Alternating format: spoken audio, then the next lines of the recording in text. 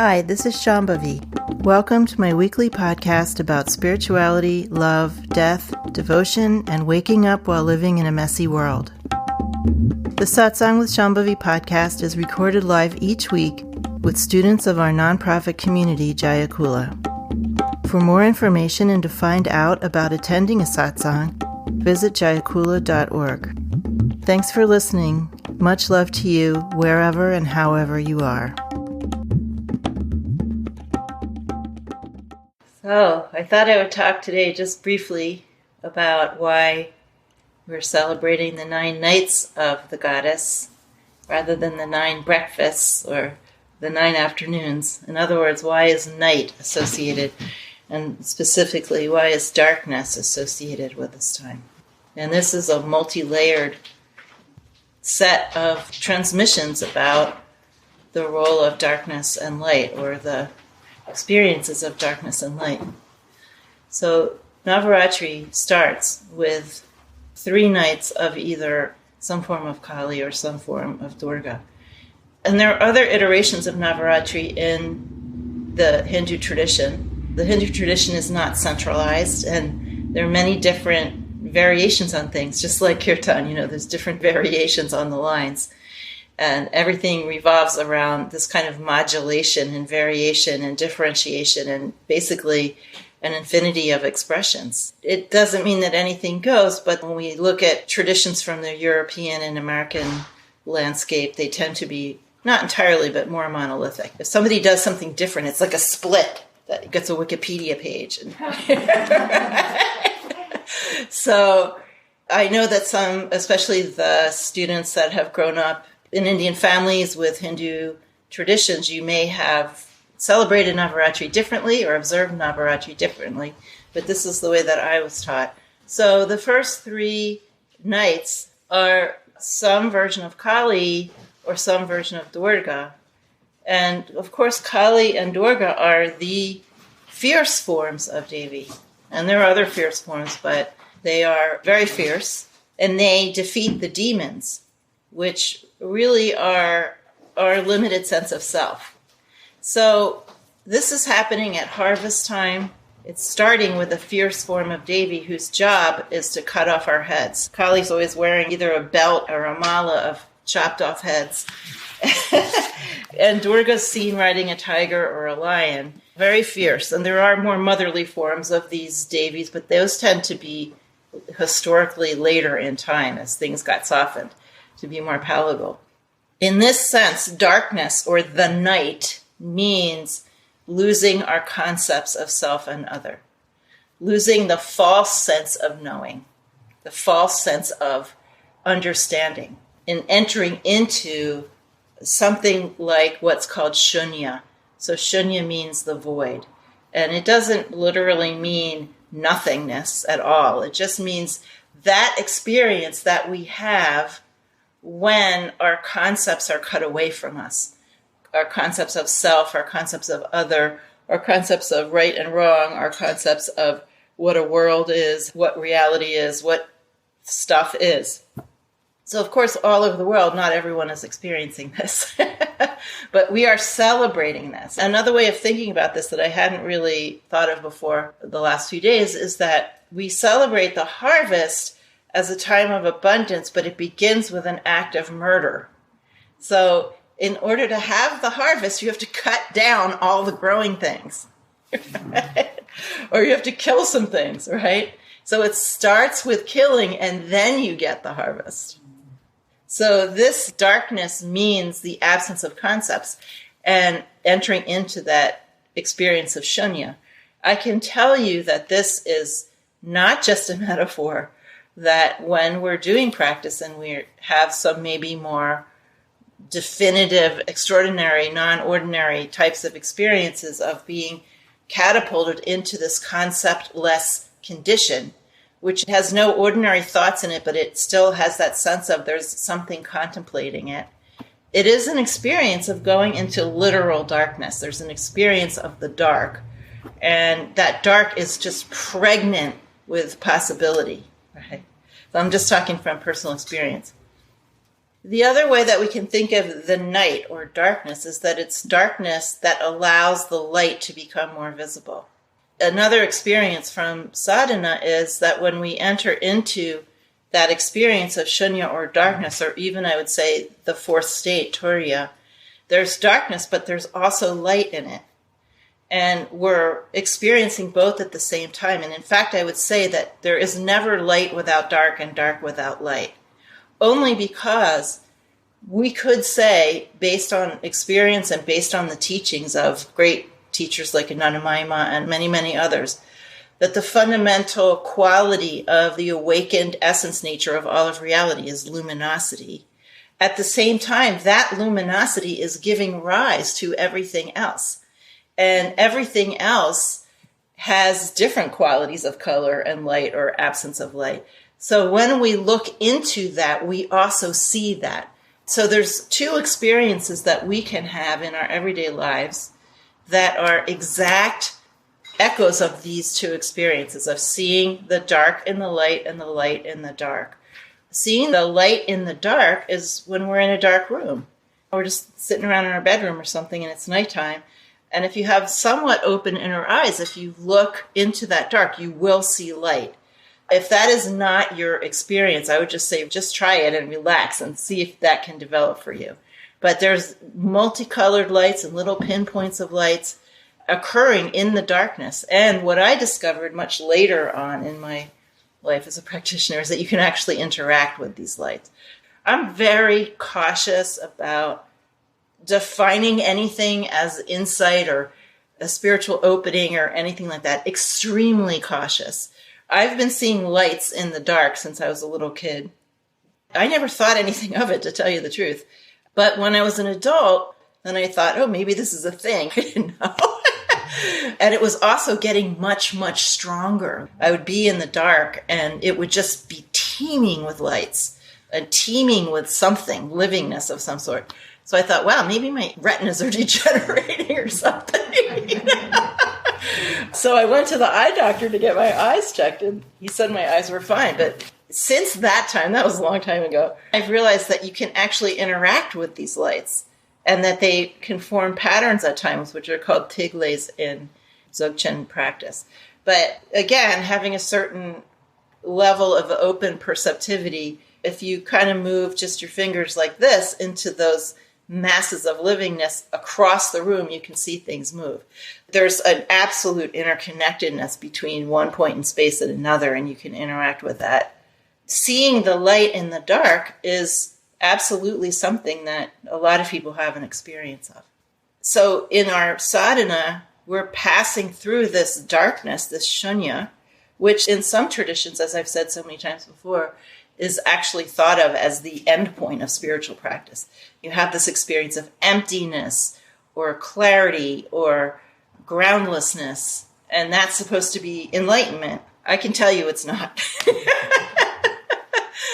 But in our traditions, you're going through that experience to find fullness.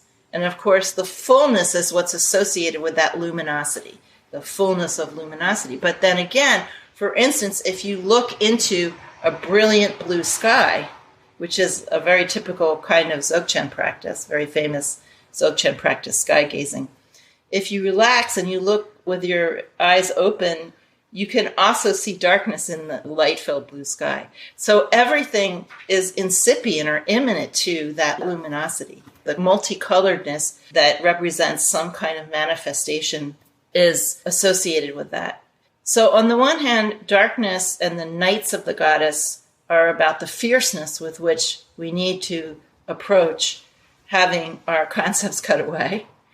And then, of course, the second three nights are Lakshmi. And so Lakshmi represents life's generosity and abundance. So when we go through the dark, it represents the fullness that we find on the other side, this sort of empty, conceptless zone. And then we find the fullness on the other side. And then Saraswati, the last three nights, is like the real getting of wisdom. So this is a living symbol of our entire spiritual journey. And then the 10th day, which is the day of victory, which is really the day of the getting of wisdom, or the entering into wisdom, or wisdom virtue. We also associate darkness with a painful experience of ignorance. And this is a very, very common experience that we have, like stumbling around in the dark, not being able to see what's really happening. So that's just another meaning. It's not necessarily part of the meaning of Navaratri, although we might realize how much we're stumbling around.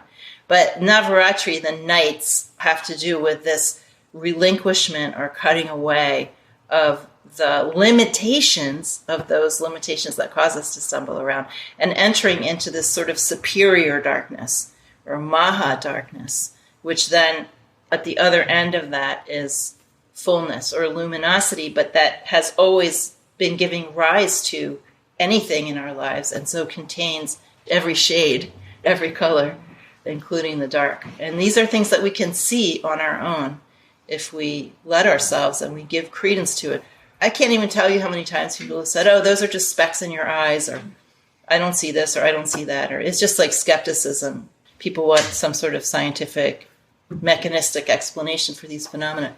But understand that these phenomena of light and dark have been written about by practitioners for thousands of years. This is not something made up by latter-day New Age woo-woo people. The greatest teachers on the planet have talked about these kind of visions and visualizations and have used them to create sadhanas for people to do.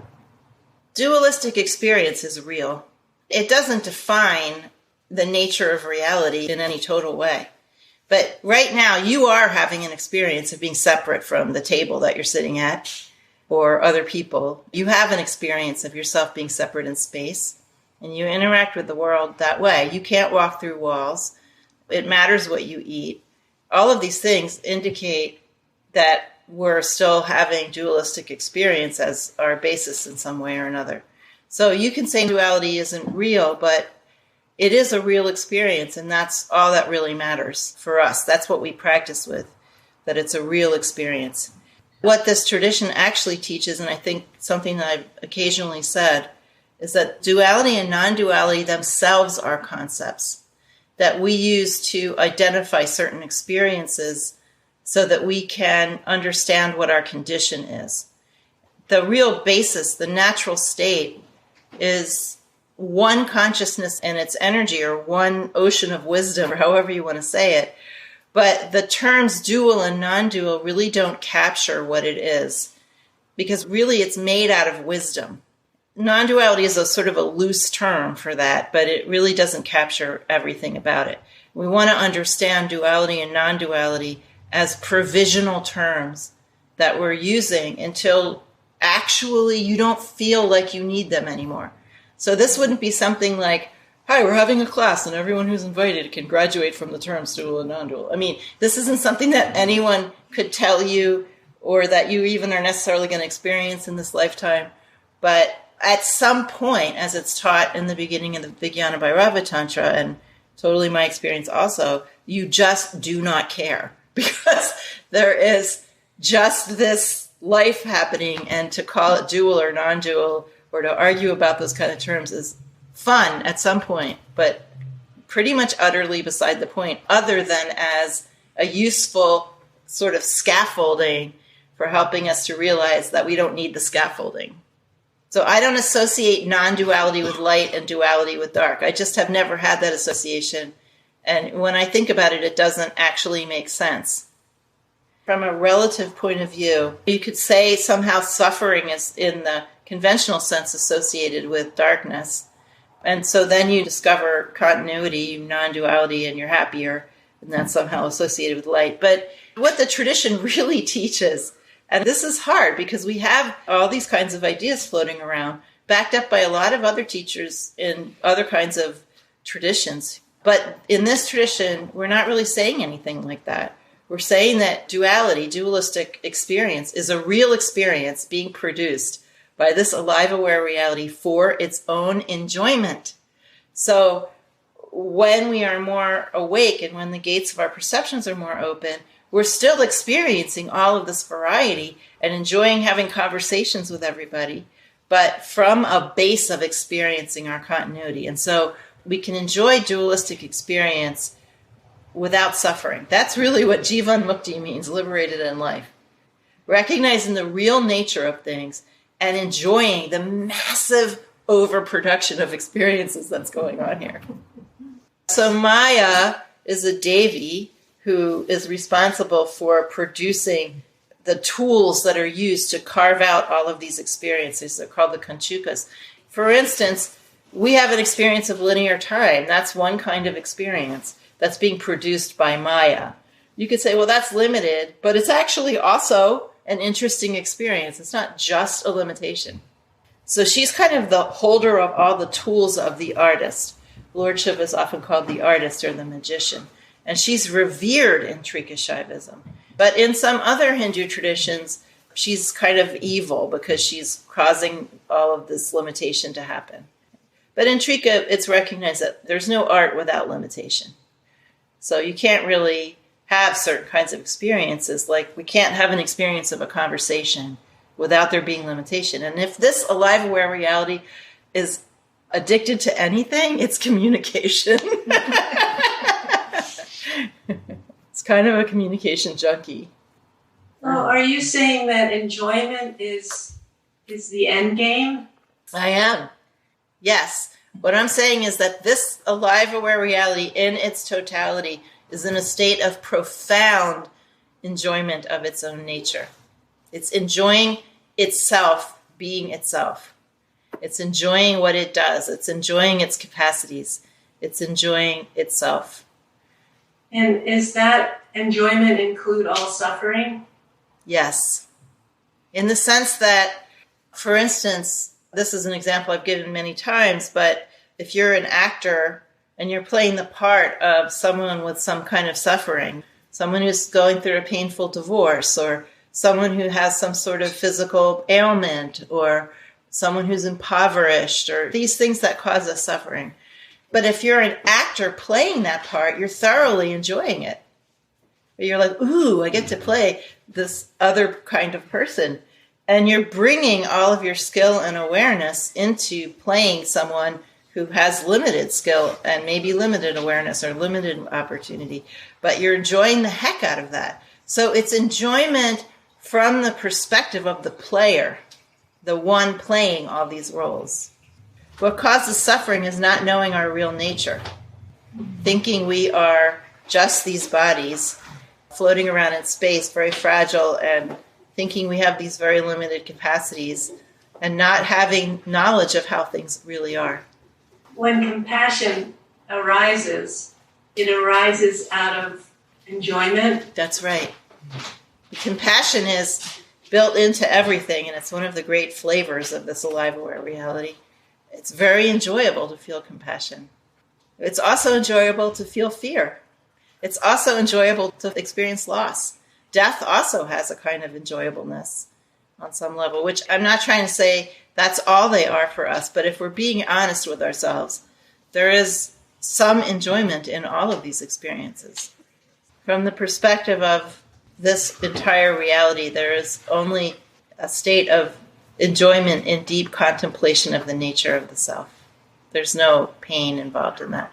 There's experiences of pain, but they're more like, again, playing a part, exploring all one's capacity, the capacity to feel pain, the capacity to suffer, the capacity to experience all different kinds of limitations, the power to appear as more limited beings. If any one of us could appear as all different other kinds of beings, that would actually be pretty darn fun, right? We can't, but, or we think we can't. When you say compassion, what do you mean by that? Well, I think it's closer to feeling everything with a feeling of tenderness toward everyone and everything. So sometimes people talk about empathy or compassion as if it's like something that's hurting them. Like I'm feeling too much of everyone. But God is everyone. It's hard to explain because I experienced it in a kind of overwhelming way through an encounter with Ma, and it's really hard to describe, but what I can say is that that feeling of compassion, feeling with, and tenderness is just pouring out of every crevice of reality. In the end, devotion and compassion, tenderness, mercy, curiosity, interest, empathy, kindness, all these things are all rolled into one giant river pouring out from everything. Separating them into their component feelings is very, very difficult. Empathy is the base state. Separation is the way that all of these different experiences are created. But our journey is always back to continuity. So the way that I was talking about darkness, moving into that shunya experience, is not really unknown. It's actually closer to our real home than all of the things we thought we knew that we were trying to create ground out of. It's just that we go through a transition where we are leaving certain things behind, but there's nothing new coming in yet. And that's kind of one of the aspects of the experience of shunya, like the ground being taken out from underneath our feet. But that ground was made up of all kinds of limited things. And the experience of darkness or the unknown is really a journey to the known, the thing that was known all along, but that you forgot, right? And now you're remembering it. There's nothing that feels more intimate than that darkness. One factor is how afraid you are. I think the degree of fear one has is really determines a lot how you experience that unknown or darkness. Whether you go into it with a sense of thrill and that kind of thrill that comes from being groundless, or whether you go into it kicking and screaming the whole way and trying to rebuild even as you're being dismantled. So right. When we let go of barriers and boundaries and concepts and performances, then what is always there on the other side of any fear or sense of groundlessness that we have, what is always there is more intimacy. Always, 100% of the time. So if you can think back on other experiences you've had of entering into that unknown through the letting go of old, stale ways of being, and if you can identify that there is always intimacy, always on the other side, no matter how scary the interim seems, maybe that will help.